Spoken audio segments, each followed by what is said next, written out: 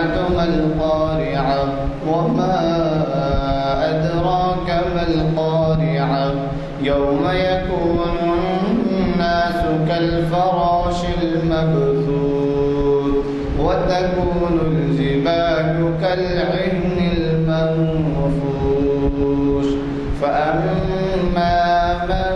ثقلت موازينه فهو في عيشة راضية وأما من خفت موازينه فأمه هاوية وما أدراك ما هي نار حامية صدق الله العظيم. یہ مخرر صاحب تعارف محتاج اس وجہ سے نہیں ہے کہ انہوں نے اب تک شاید 200 سے زیادہ خطابات ہمیں خطابات سے نوازا ہے. بات دراصل یہ ہے کہ ہم اپنے اولاد کو اور خود اپنے لیے کبھی بھی تاریخی واقعات کی اہمیت سے واقف نہیں کرانا چاہتے. بعض وقت تو بڑی حیرت کی بات معلوم ہوتی ہے کہ حال حال میں گزرے ہوئے واقعات سے بھی وہ بے بہرا ہے اور ہمیں بھی اتنے معلومات نہیں ہیں. تو ایسے میں یہ لیکچر جو ہے بہت اہمیت کے حامل ہوتے ہیں اور ان کو ویب سائٹ پر دنیا بھر میں دیکھا جاتا ہے. مجھے قوی توقع ہے کہ آپ حضرات اپنا تعاون جاری رکھیں گے اور آج سید اسلام الدین مجاہد صاحب کے خطابات کی اہمیت دیکھنا ہے تو آج منصف دیکھیے اور اسی طریقے سے دیگر جو اخبارات ہیں وہ بھی جو ہے ان کے خطابات کو بڑے نمایاں طور پر شائع کرتے ہیں. اور وجہ یہ ہوتی ہے کہ وہ بڑی تیاری سے آتے ہیں اور معلومات کے سمندر کی گہرائیوں میں جا کر لال و گوہر نکال کے لاتے ہیں. تو آپ کو اندازہ ہوگا کہ ہمیں دن میں موقع نہیں ملتا تاریخ اسلام پڑھنے کا، شریعت سے واقف ہونے کا اور ایسے دینی علوم سے واقف ہونے کا جو ہماری زندگی کے لیے رہنمائی کا باعث بن سکتے ہیں. تو یہ محافل میں آپ تھوڑی دیر کے لیے اگر بیٹھیں تو ایسا نچوڑ جو شاید گھنٹوں تیاری کر کے لاتے ہیں وہ آپ کو جو ہے یوں محسوس ہوگا جیسے کانوں میں رس گھول رہے ہیں. مجھے قوی توقع ہے کہ آپ حضرات ہمارے ان محافل کو، جن میں 3 محافل آج ہفتے کے دن تاریخ اسلام، پیر کے دن شریعت انفارمیشن سروس اور 4 شنبے کو اقبال شناسی، تو یہ محافل بڑے اہمیت کے حامل ہیں. اقبال شناسی تو شاید 22-23 سال سے چل رہا ہے بلا ناغہ ہر ہفتہ، اور اسی طریقے سے شریعت انفارمیشن سروس بھی، شریعت انفارمیشن سروس کا 739واں لیکچر ہے. یعنی تاریخ اسلام کا اس سے پہلے کا ہے 846واں ہے. تو اس کے بعد ہم آخر میں شریعت انفارمیشن سروس بھی شروع کیے ہیں اور اس کی وجوہات تو آپ کو معلوم ہے. شریعت انفارمیشن سروس اس وقت شروع کی گئی جبکہ بعض نوجوانوں نے یہ کہا تھا کہ صاحب ہم کو اوقاف کیا ہے نہیں معلوم ہے، شادی بیاہ کے شرائط کیا ہیں، حقوق کیا ہے میاں بیوی کے یہ نہیں معلوم ہے، وصیت نہیں معلوم ہے، وراثت نہیں معلوم ہے. تو یہ تمام چیزوں کے لیے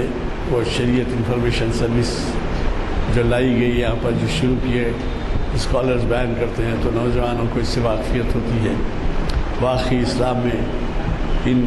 کا کیا مقام ہے، ان امور کا. یعنی یہ شرعی اس سے متعلق جو ہوتے ہیں احکام، یہ نہیں کہ وہ ہندوستانی دستور ہے یا فلاں دستور ہے، وہ نہیں ہے، بلکہ آپ کو دستور میں اس کی اجازت دی گئی ہے کہ آپ اپنے پرسنل لا جسے کہتے ہیں اس پرسنل لا پہ عمل کریں. پرسنل لا کی عمل کرنے کی آپ پر آزادی ہے. تو یہ قوانین جو ہے جو پرسنل لا کے ہوتے ہیں وہ آئلی قوانین کہلاتے ہیں، جس میں آئلی قوانین میں کیا کیا ہے اوقاف ہے، وراثت ہے، شادی بیاہ ہے، اور اسی طریقے کے جو دیگر علوم ہیں، یہ جو ہے آئلی قوانین کے تحت آتے ہیں۔ تو مجھے قوی توقع ہے کہ آپ کچھ وقت نکال کر ہمیشہ ہماری محافل کو گرماتے رہیں گے، جو محافل عالیہ مسجد گن فاؤنڈری کانفرنس ہال میں منعقد ہوتے ہیں۔ بعد نماز عصر تینوں محافل بعد نماز عصر منعقد، جیسے میں نے پہلے کہا ہے کہ ہفتے کے دن تاریخ اسلام اور پیر کے دن شریعت انفارمیشن اور چہارشنبے کے دن اقبال شناسی۔ آپ ایک عادت سی بنا لیجئے، شاید آپ کو ایک آدھ محفل مس ہوئی تو کوئی بات نہیں، لیکن کوشش کیجئے کہ عصر یہاں پڑھیں اور پھر آپ راستے میں کسی جگہ مغرب بھی پڑھ سکتے ہیں یا مغرب پڑھ کے جا سکتے ہیں۔ اتنا وقفہ دیا جاتا ہے 10 منٹ کا کہ آپ چاہیں تو راستے میں کے پڑھ سکتے ہیں۔ اور یہی نہیں بلکہ آپ سے یہ بھی گزارش کروں گا کہ کچھ نوجوان ساتھیوں کو بھی ضرور ساتھ لے کے آئیں، ان کو اندازہ ہوگا کہ وہ بیٹھنے کے بعد کہ ان کے لیے کتنی اہم بات ہے، ایسی محافل میں اہم باتیں ہوتی ہیں۔ میں آج کے مخرج صاحب سے گزارش کرتا ہوں کہ آج کے وہ اس عنوان سے خطاب کو جو 1 ربیع الاول 1440 ہجری 10 نومبر 2018 مولانا ابوالکلام آزاد ایک عبقری شخصیت اس عنوان سے مخاطب کر رہے ہیں، اور یہ کانفرنس ہال جامع مسجد عالیہ گن فاؤنڈری میں 846-48 صفحہ لیکچر ہو رہا ہے۔ میں آج کے مخرج صاحب سے گزارش کرتا ہوں کہ وہ شہنشین پر تشریف لائیں اور ہمیں اپنے زمین کے آلات سے استفادے کا موقع دیں۔ کنوینر دینی محافل جامع مسجد عالیہ، بزرگان ملت اور عزیز نوجوان ساتھیوں، آج تاریخ اسلام کی 846ویں نشست کے لیے میں نے جس عنوان کا انتخاب کیا ہے اور جس شخصیت کے افکار و خیالات آپ کے سامنے پیش کرنے جا رہا ہوں، یہ شخصیت نہ صرف مسلمانوں کے لیے، نہ صرف ہندوستانیوں کے لیے، بلکہ تمام دنیا میں رہنے بسنے والے انسان اس عظیم شخصیت کے نام نامی سے بخوبی واقف ہیں، اور انہوں نے اپنی حیات مستعار میں جو ناقابل فراموش خدمات انجام دی ہے اس سے بھی دنیا اچھی طرح واقف ہے۔ میری مراد امام الہند مولانا ابوالکلام آزاد کی شخصیت ہے کہ اس شخصیت نے دوران آزادی اور پھر اس سے پہلے ابتدائی ایام میں ملک و ملت کے لیے خدمات انجام دی، اور پھر آزادی کے بعد جب کہ مسلمانوں پر مایوسی کی دبیس چادر ڈال دی گئی تھی، تقسیم ملک کے نتیجے میں مسلمان خوف کی نفسیات مبتلا تھے، ایسے وقت مولانا آزاد نے جو قائدانہ کردار ادا کیا وہ تاریخ میں سنہرے الفاظ سے لکھا گیا ہے۔ اگر ہم مسلمانوں کی تاریخ کا مطالعہ کریں اور خاص طور پر ماضی قریب کی تاریخ کا 20ویں صدی کا اگر ہم دیکھتے ہیں تو یہ منظر ہمارے سامنے آتا ہے کہ ہندوستان کے مسلمانوں کے لیے 20ویں صدی بڑی آزمائش کی صدی رہی ہے، کیونکہ ہم دیکھ رہے ہیں کہ ایک طرف مغلیہ سلطنت کا زوال ہو گیا، مسلمان سیاسی طور پر محروم کر دیے گئے، اور دوسری طرف ان کے اندر تعلیمی پسماندگی اور ان کے دین سے دوری کا نتیجہ بھی ان کے سامنے آ رہا تھا۔ لیکن ایسے ہی وقت اس 20ویں صدی کے اندر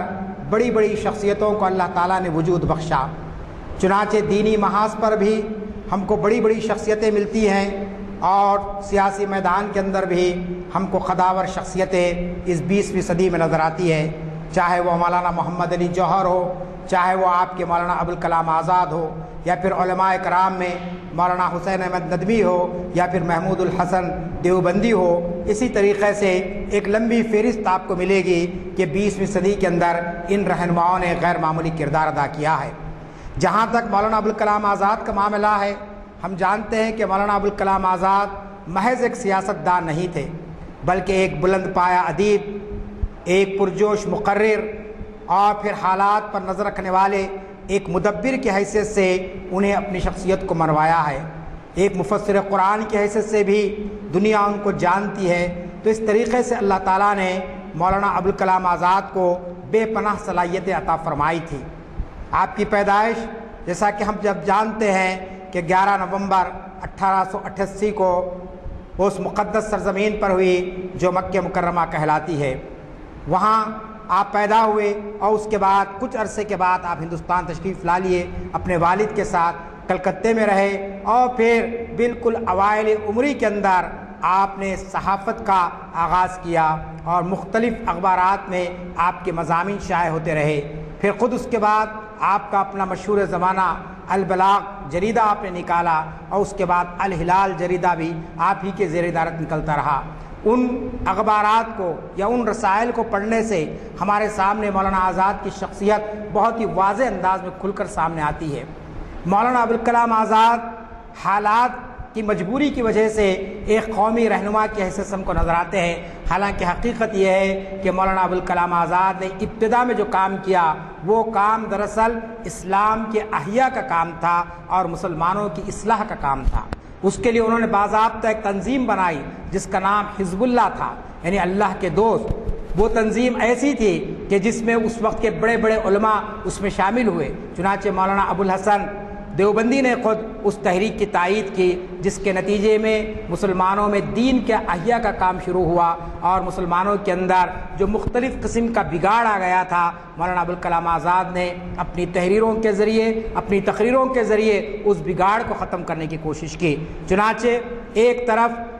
دین کی حفاظت اور دوسری طرف مسلم معاشرے کی حفاظت، یہ دو کاموں کے ساتھ مولانا ابوالکلام آزاد کا یہ مشن آگے بڑھتا جاتا ہے۔ لیکن افسوس کی بات یہ ہے کہ کچھ سالوں کے بعد خود ملی قیادت کی جانب سے، دینی قیادت کی جانب سے حزب اللہ پر تنقیدیں شروع ہوئی اور مولانا کے اس مشن کو لوگوں نے سبوٹیج کرنے کی کوشش کی، جس سے مولانا بہت بد دل ہو گئے اور مایوس ہو گئے، اور انہوں نے یہ سوچا کہ اب ایسے وقت جب کہ علماء اکرام کو جو کام کرنا چاہیے تھا، دینی تنظیموں کو جو کام کرنا تھا، وہ کام نہیں کر سکے، اور وہ کام میں جب کر رہا ہوں تو یہ مخالفت چل رہی ہے، لہٰذا آپ نے اس کام کو ترک کیا۔ اور جبکہ ہندوستان کی تحریک آزادی ابھی ابتدائی دور میں چل رہی تھی، ایسے وقت آپ نے قومی تحریک میں اپنے آپ کو شامل کر لیا۔ اور اس قومی تحریک میں شامل کرنے کے بعد آپ کا مقصد کیا تھا؟ آپ کا مقصد پہلا تو یہ تھا کہ ہندوستان کو انگریزوں کی غلامی سے آزاد کرایا جائے، اور اسی کے ساتھ ساتھ ہندوستانیوں کے اندر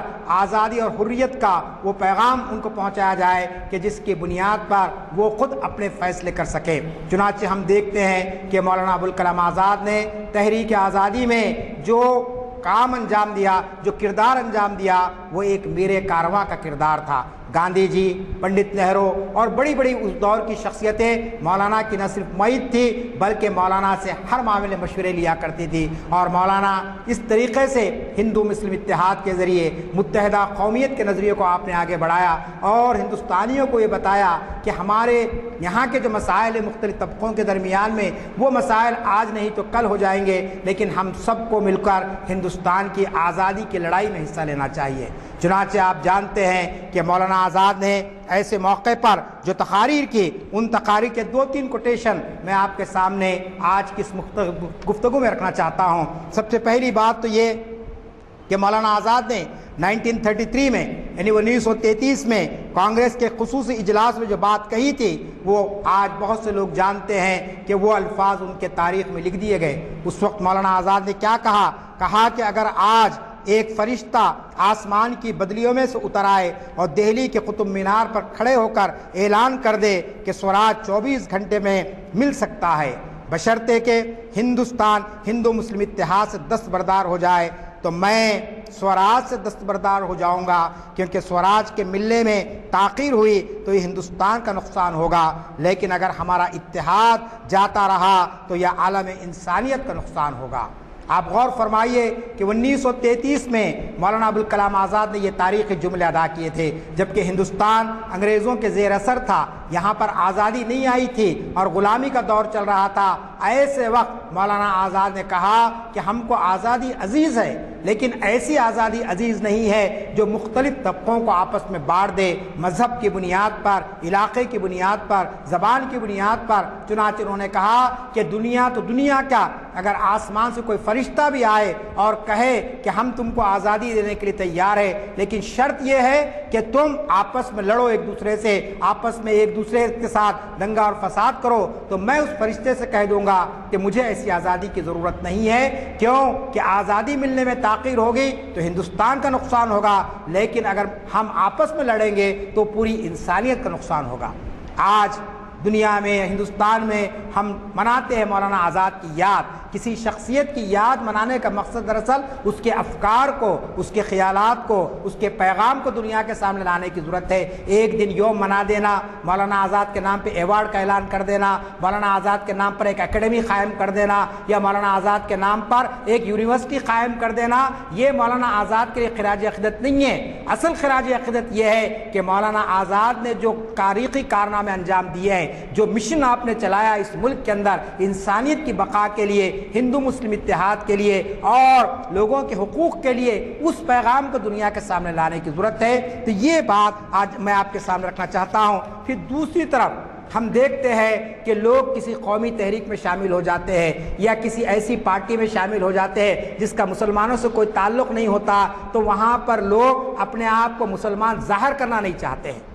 ہم دیکھتے ہیں کہ صاحب نماز کا وقت ہوتا ہے، لوگ بیٹھے ہوئے ہیں کسی سیکولر پارٹی کے جلسے میں، تو نماز کو جانے میں یعنی ہچکچاہٹ محسوس کرتے ہیں کہ بازو کے لوگ کیا سمجھیں گے میرے کو، میں نماز کو اٹھ کے چلے جاؤں گا، میں اگر اعلان کروں گا کہ میں مسلمان ہوں تو لوگ کیا سمجھیں گے۔ آپ غور فرمائیے کہ مولانا ابوالکلام آزاد جہاں ہندوستان کی تحریک کے سب سے اہم ترین لیڈر تھے، ایک قومی رہنما کی حیثیت سے انہوں نے اپنی شخصیت کو منوایا، وہیں انہوں نے بڑی جرأت کے ساتھ یہ بھی اعلان کیا۔ کیا اعلان کیا؟ کہ میں مسلمان ہوں اور فخر کے ساتھ کہتا ہوں کہ میں مسلمان ہوں۔ اسلام کے 1350 برس کی شاندار روایتیں میرے ورثے میں آئی ہے، میں تیار نہیں ہوں کہ اس کا چھوٹے سے چھوٹا حصہ بھی ضائع ہونے دوں۔ اسلام کی تعلیم، اسلام کی تاریخ، اسلام کے علوم و فنون اور اسلام کی تہذیب میرا سرمایہ ہے۔ آپ بتائیے کس طریقے سے انہوں ڈنکے کی چوٹ پر اپنے مسلمان ہونے کا،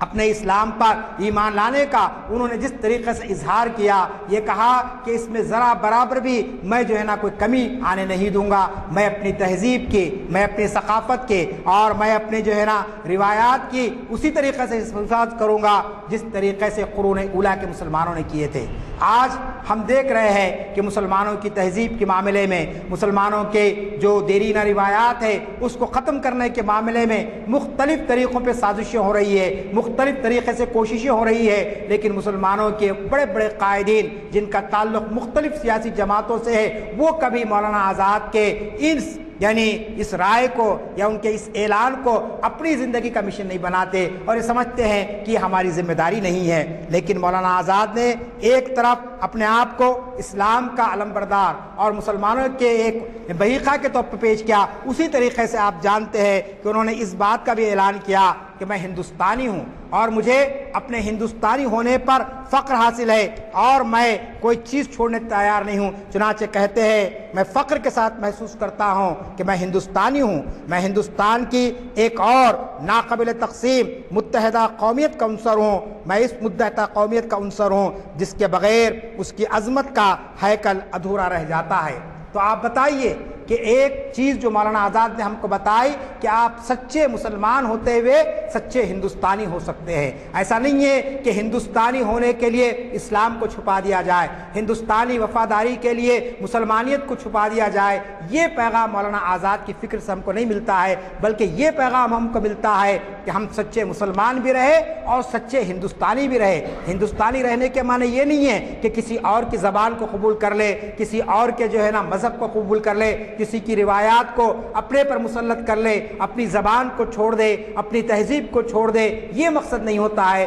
چنانچہ مولانا آزاد کے یہ جملے آج ہمارے لیے خاص طور پر مسلمانوں کے لیے ایک بہت بڑا ہمت کا ذریعہ بنتے ہیں۔ اس کے ذریعے سے ایک نئی رہنمائی ہم کو حاصل ہوتی ہے۔ پھر اسی طریقے سے مولانا آزاد نے ایک ایسے وقت جبکہ مسلمان مایوسی کا شکار ہو گئے تھے اور مسلمان یہ سمجھ رہے تھے کہ اب ان کے لیے زندگی تنگ کر دی جا رہی ہے اور وہ اس ملک کے اندر عزت و وقار کی زندگی بسر نہیں کر سکتے ہیں۔ مولانا آزاد نے اس موقع پر جو تقریر کی اس کا ایک جملہ میں آپ کے سامنے رکھتا ہوں کہ کاغذ کے پرزوں پر لکھے ہوئے قانون قوموں کو محفوظ نہیں کر سکتے۔ مسلمانوں کی تعداد اس وقت جب مولانا تقریر کر رہے تھے 10 کروڑ ہے، اگر 10 کروڑ کے بجائے 10 لاکھ بھی ہوتے اور ان کے دل میں یہ خیال ہوتا کہ وہ مرنے کے لیے نہیں بلکہ زندہ رہنے کے لیے ہے تو کوئی قوم ان کو مٹا نہیں سکتی ہے۔ آپ غور فرمائیے کہ مولانا نے یہ بتایا کہ دستور اپنی جگہ پر ہے، قانون اپنی جگہ پر ہے،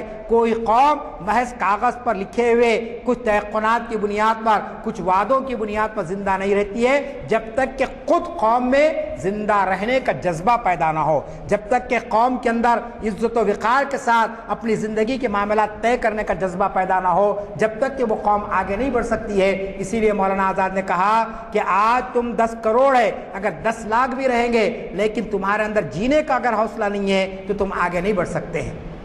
آج مسلمان 25 کروڑ سے زیادہ ہے، لیکن آپ دیکھ رہے ہیں کہ پورے ملک کے اندر کسی علاقے کے اندر سے میں ایسا محسوس نہیں ہوتا ہے کہ مسلمانوں کے اندر وہ ہمت، وہ حوصلہ اور وہ عزم ہے کہ جس کی بنیاد پر وہ حالات سے نبرد آزما ہو سکے، وہ حالات کے تقاضوں کے مطابق زندگی بسر کر سکے۔ چنانچہ مولانا آزاد نے یہی بات اس موقع پر کہی تھی۔ پھر اسی طریقے سے مولانا آزاد نے تقسیم ملک کے وہ سخت مخالف تھے، انہوں نے کبھی بھی اس بات کی تائید نہیں کی کہ ہندوستان کا بٹوارا ہو جائے، ہندوستان تقسیم ہو جائے، لیکن جب یہ ملک تقسیم ہو گیا اور ہندوستان ایک آزاد ملک کی حیثیت سے ہمارے پاس نظر آنے لگا تو آپ جانتے ہیں کہ مولانا آزاد نے اس وقت جو بات کی تھی ان کی بات یہ تھی کہ اس وقت میرا جو مقصد ہے وہ مقصد دراصل کیا ہے کہ میں انسانیت کی تعمیر کرنا چاہتا ہوں۔ انہوں نے قوم کو مخاطب کر کے کہا آزادی ہم نے حاصل کر لی لیکن آزادی کا صحیح طور پر کام میں لانا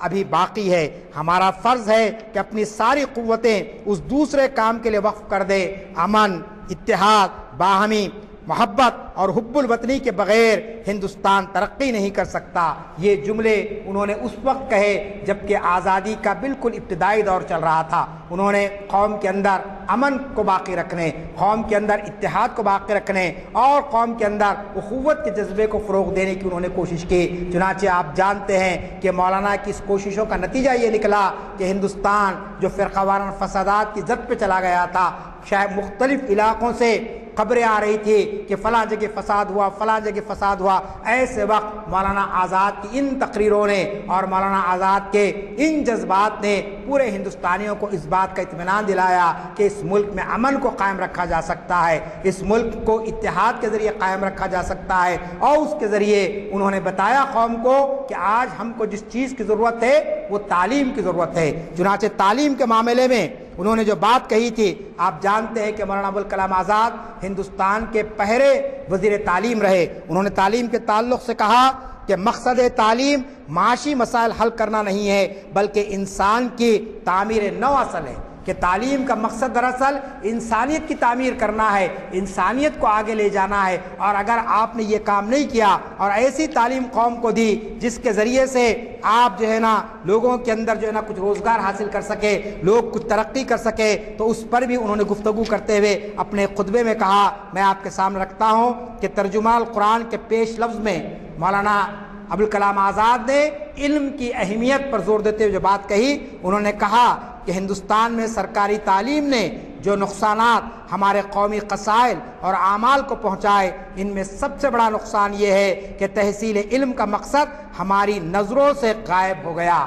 علم خدا کی ایک پاک امانت ہے اور اس کو صرف اس لیے ڈھونڈنا چاہیے کہ وہ علم ہے۔ اور آگے مولانا کہتے ہیں لیکن سرکاری یونیورسٹیوں نے ہم کو ایک دوسرا راستہ بتایا ہے، وہ علم کا شوق اس لیے دلاتی ہے کہ بلا علم کے سرکاری نوکری نہیں مل سکتی۔ بس اب ہندوستان میں علم کو علم کے لیے نہیں بلکہ معیشت کے لیے حاصل کیا جاتا ہے۔ یہ بڑی بڑی تعلیمی عمارتیں جو انگریزی تعلیم کی نو آبادیاں ہیں کس مخلوق سے بھری ہوئی ہے؟ مشتاقان علم اور شیفتگان حقیقت سے نہیں، ایک مٹھی گیہوں اور ایک پیالہ چاول کے پرستاروں سے۔ جن کو یقین دلایا گیا کہ بلا حصول تعلیم کے وہ اپنی غذا حاصل نہیں کر سکتے۔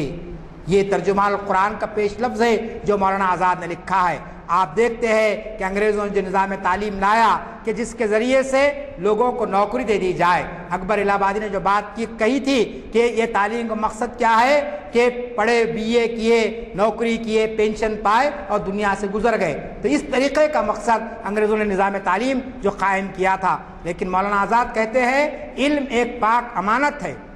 اور اس کا مقصد پوری انسانیت کی تعمیر ہے اور اس کے ذریعے سے لوگوں کو صحیح رہنمائی کرنا چاہیے۔ چنانچہ مولانا آزاد کی ہمہ جہت شخصیت تھی، وہ شخصیت کے تعلق سے مولانا نیاز فتح پوری نے ایک جگہ پر لکھا، انہوں نے کہا کہ مولانا آزاد کو اللہ تعالیٰ نے اتنی صلاحیتیں دی تھی کہ کسی ایک میدان میں آگے بڑھتے تو وہ اس میدان کے امام بن جاتے، وہ اس میدان کے ایسے رہنما بن جاتے کہ آنے والی نسلیں ان کی جو رہنمائی کرتی۔ چنانچہ وہ لکھتے ہیں کہ اگر وہ عربی شاعری کی طرف توجہ کرتے تو متبنہ اور بدیع الزماں ہو جاتے، اگر وہ محض دینی و مذہبی اصلاح کو اپنا شعار بنا لیتے تو اس عہد کے ابن تیمیہ ہوتے، اگر محض علوم حکمیہ کے لیے اپنے آپ کو وقف کر دیتے تو ابن رشد اور ابن طفیل سے کم درجے کے نہ ہوتے، اور اگر فارسی زبان و ادب کی طرف مائل ہوتے تو غزالی اور رومی سے کم نہ ہوتے۔ آپ جانتے ہیں یہ تاریخ کی بڑی بڑی شخصیتیں ہیں۔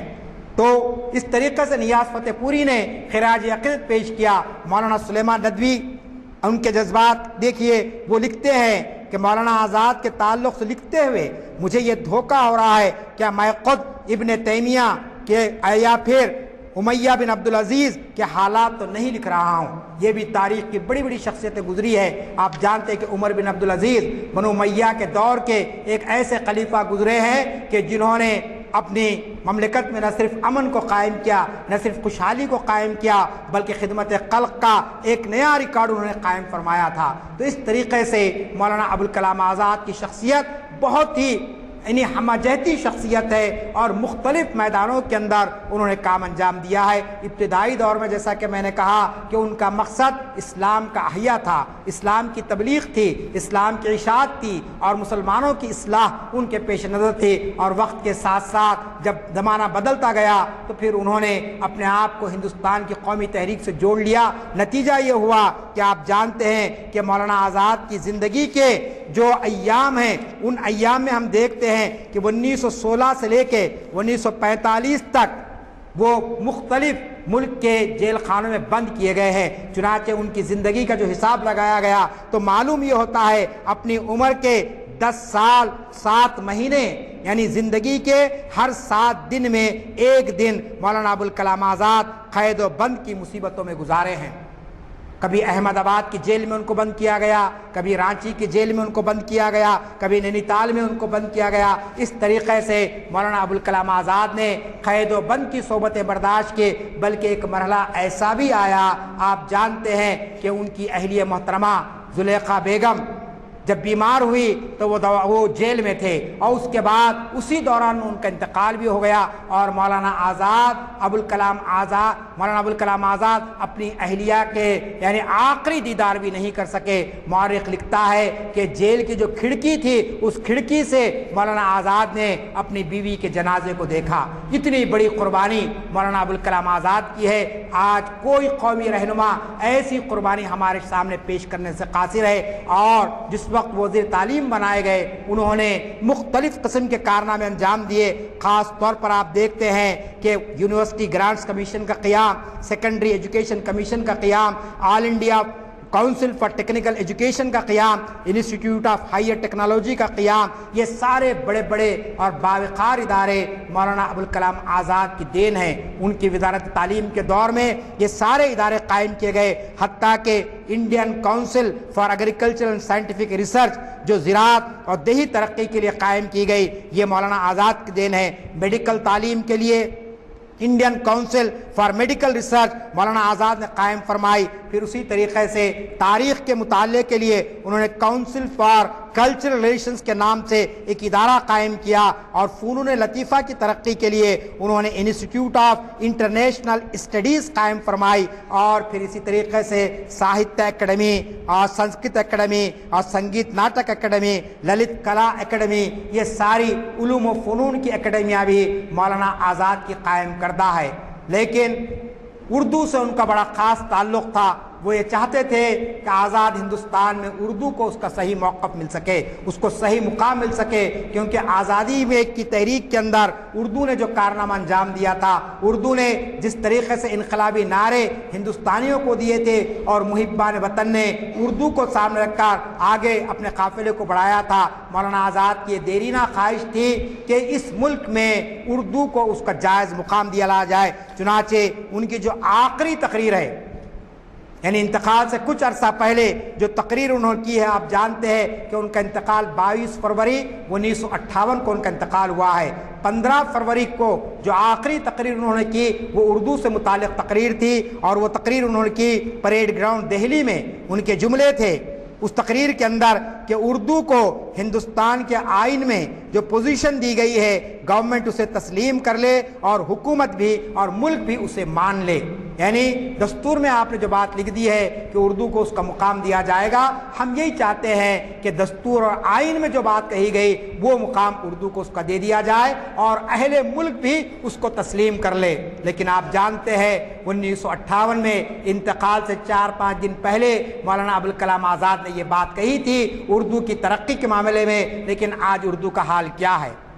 سوائے میں سمجھتا ہوں کہ کشمیر کے کسی اور جگہ پر اردو کو سرکاری زبان کا موقف نہیں دیا گیا۔ بعض ریاستوں میں اگرچہ کہ اس کو دوسری سرکاری زبان کا موقف دیا گیا ہے، لیکن انتظامی سطح پر اور دیگر سطحوں پر آپ دیکھتے ہیں کہ اردو کا کیا حال ہے، سرکاری مدارس کا کیا حال ہے اردو کے، اور اسی طریقے سے اردو پڑھنے والے بچوں کے مستقبل کا معاملہ کیا ہے۔ یہ ساری چیزیں آج ہم کو مولانا آزاد کے حوالے سے دنیا کے سامنے پیش کرنے کی ضرورت ہے کہ ایک ایسی عظیم شخصیت کہ جس نے اپنی پوری زندگی اس ملک کی آزادی کے لیے اور پھر آزادی کے بعد اس ملک کی ترقی کے لیے لگا دیے تھے، اس کو جو ہے سو کس طریقے سے ان کی جو آرزو تھی کم از کم اس آرزو کو پورا کرنا چاہیے، لیکن ہم دیکھ رہے ہیں کہ ایسا کوئی معاملہ ہمارے سامنے نہیں آتا ہے۔ افسوس کی بات تو یہ ہے کہ ہندوستان کے بہت سے ایسے لوگوں کو ہندوستان کا بڑا سا بڑا ایوارڈ دے دیا گیا، لیکن مولانا ابوالکلام آزاد کو جب بھارت رتن دینے کی بات آئی، ایک طویل عرصے کے بعد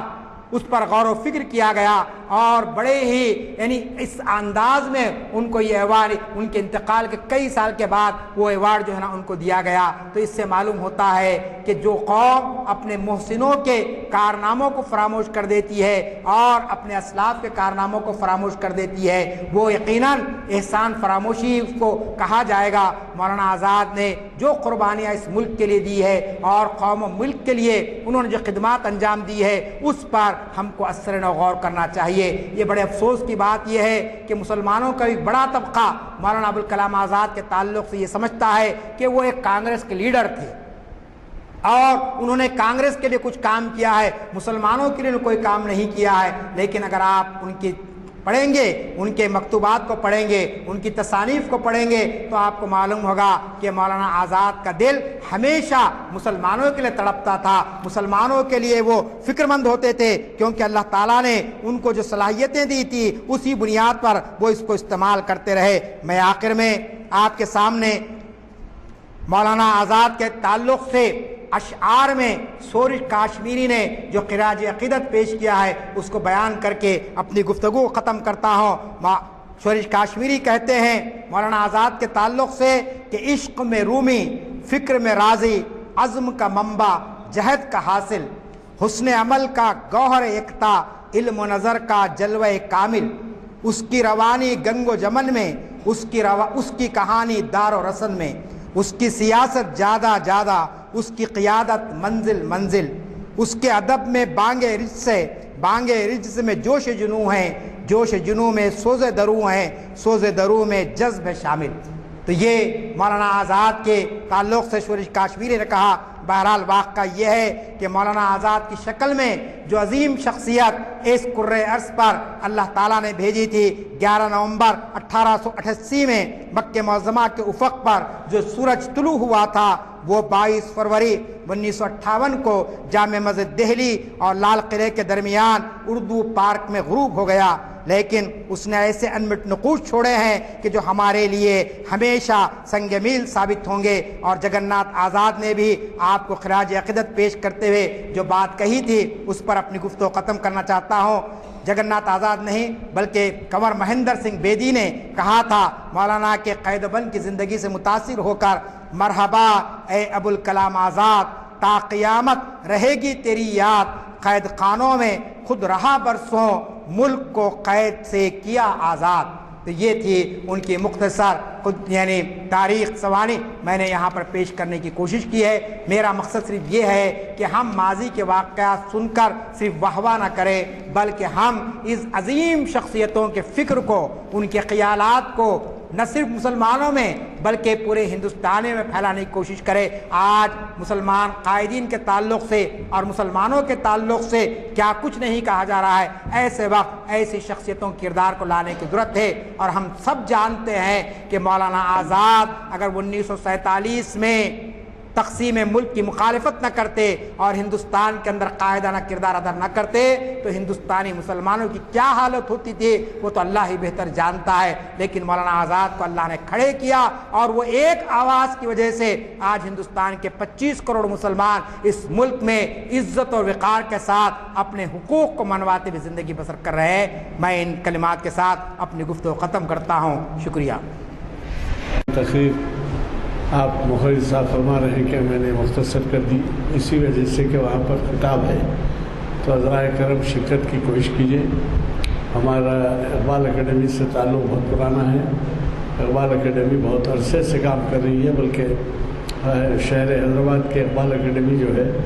ساری دنیا میں مشہور ہے، کیونکہ اس کی لائبریری ہی نہیں بلکہ اس کے جو کوئی بھی مخاطب رہے ہیں بڑے بڑے اسکالرس، جرمن اسکالر نوبل شریف جو ہے وہ بھی مخاطب کی ہے۔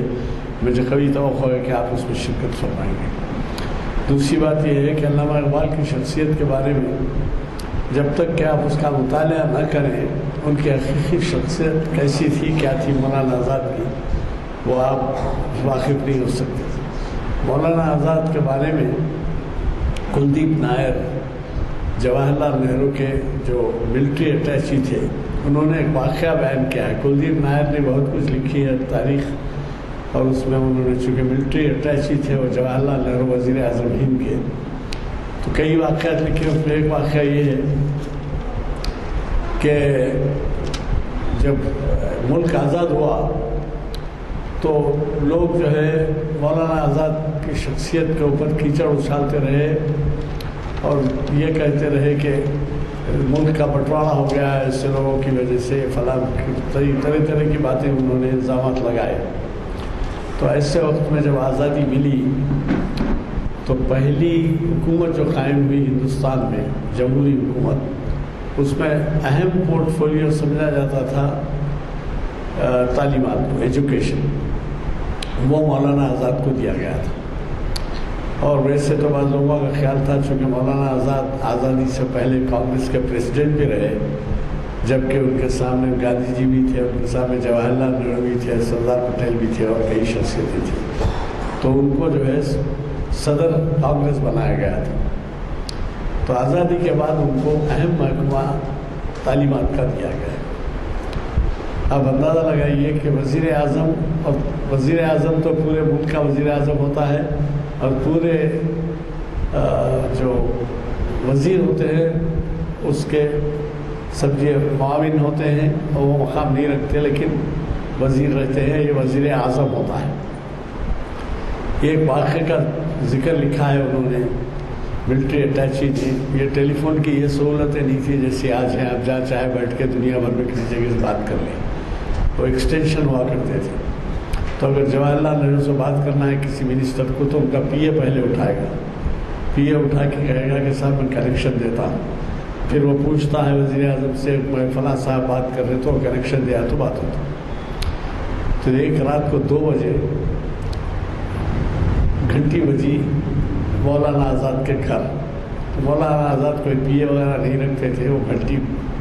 ٹیلی فون بازو رکھ کے سوتے تھے بستر کے. گھنٹی پہ وہ فون اٹھائے. 2 بجے رات کا وقت ہے.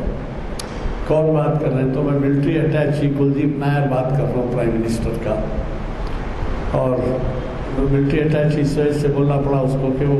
جو ڈیوٹی پہ تھا وہ چھٹی پہ گیا تھا. تو ملٹری اٹیچی وہ بول کے تعارف کرا کے بولے پنڈت جی آپ سے بات کرنا چاہتے ہیں. تو آپ اندازہ لگائیے کہ مولانا آزاد کی کیا شخصیت تھی. وزیر یہ ہیں اور وزیر اعظم بات کرنا چاہ رہا. تو جواب کیا ہے سنیے آپ. جواب دے رہے ہیں کہ کیا جواہر لال نہرو مجھ سے ملا کے بات نہیں کر سکتے؟ ٹیلی فون رکھ دیا. ان کو یہ بات ناگوار گزری کہ ان کا پی اے ان سے بات کر کے ان کو کھڑا کرے اور ان کو انتظار کروائے پنڈت جی کے سے بات کرنے کا. تو بولے کیوں جواہر لال مجھ سے بات نہیں کر سکتے؟ رکھ دیا. اب وہ جناب ملٹری اٹیچی شیشوپن میں آ گیا کہ میں کیا جواب دوں اب جواہر لال صاحب کو. اس قسم کا جواب مجھے ملا ہے. تھوڑی دیر کے بعد جواہر لال نہرو اٹیچی کو ٹیلی فون کیا. ارے میں نے کہا تھا تم مولانا آزاد سے بات کرانے کے لیے، تم نے ابھی تک بات نہیں کرائی. تو نہیں صاحب بات خود کچھ ایسی تھی اس وجہ سے میں نہیں بات کرایا. کیا ہے؟ تو مولانا آزاد نے کہا پنڈت جی کیا مجھ سے راست ملا کے بات نہیں کر سکتے. اب مقام دیکھیے، ان کا مرتبہ دیکھیے، ان کی خودداری دیکھیے کہ وزیر اعظم کی حیثیت سے اٹیچی بات کیا تو ناراض ہو گئے. تو جواہر لال نہرو نے پھر میں سنا وہ ندامت کا اظہار کیا کہ وہ جو ہے ویسے یہ بات صحیح ہے کہ مجھے وہاں ملا کے بات کرنا چاہیے تھا. تو آپ کے شخصیت آپ کی جو ہے اس سے ظاہر ہوتی ہے کہ کیا معیار کے تھے. اب آپ کو معلوم ہے لال قلعے کے پاس جب آپ دلی جائیں گے تو دیکھیں گے کھلے میں ان کا مزار ہے. جامع مسجد دہلی کی جو ہے اس میں کھلے میں جو ہے مزار ہے. کوئی گنبد یا کوئی ایسی چیز سے کوئی جیسا اہتمام ہوتا ہے ویسا کچھ بھی نہیں ہے. تو یہ ایسی بڑی شخصیت تھی اور ان کی قدردانی جب ہوئی جب کہ آزادی کے چند دن گزرنے کے بعد لوگوں کے سمجھ میں آیا کہ مولانا کی جو تعلیمات تھی وہ صحیح تھی اور مولانا نے جو اسٹینڈ لیا تھا یونائٹڈ انڈیا کا وہ صحیح تھا. چنانچہ آج بھی کئی حضرات ایسے ہیں بین الاقوامی مورخین جس میں مسلمان مورخ بھی شامل ہیں کہ تقسیم جو ہے غیر ضروری تھی، تقسیم نہیں ہونا چاہیے تھا، مسلمان خوش رہ سکتے تھے. خیر جو بھی ہوا. اب میں آج کے تقریر کے بارے میں کہوں گا کہ کس قدر تیاری سے آتے ہیں ہمارے مقررین. میں نے آپ سے پہلے بھی کہا ہے آج منصف میں دیکھیے آپ کا خطاب موجود ہے اس کے اندر ایک، اور یہی نہیں بلکہ آپ کے اکثر رپورٹس ہمارے اخبارات میں شائع ہوتے ہیں، اس کو ضرور پڑھیے. یہ نہیں کہ جامع مسجد عالیہ میں جو ہوتے ہیں وہی پڑھیں، ایسا نہیں، بلکہ آپ ہر جگہ سے بلائے جاتے ہیں. کئی اضلاع میں آپ کے خطاب ہوتے ہیں. ایسے موقع پر لوگ جو ہے آپ کا خطاب ارینج کرنا جو ہے بہت ہی اہم مرحلہ سمجھتے ہیں. لہٰذا وہ آپ سے گزارش ہے کہ آپ کے خطابات کو ضرور پڑھا کریں. میں آج کے مولوی صاحب سے دعا کی گزارش کرتا ہوں اور یہ بھی خواہش کرتا ہوں کہ آپ چہارشنبے کے دن جو اقبال شناسی کی محفل ہوگی وہ اس میں سے ضرور شرکت فرمائیں.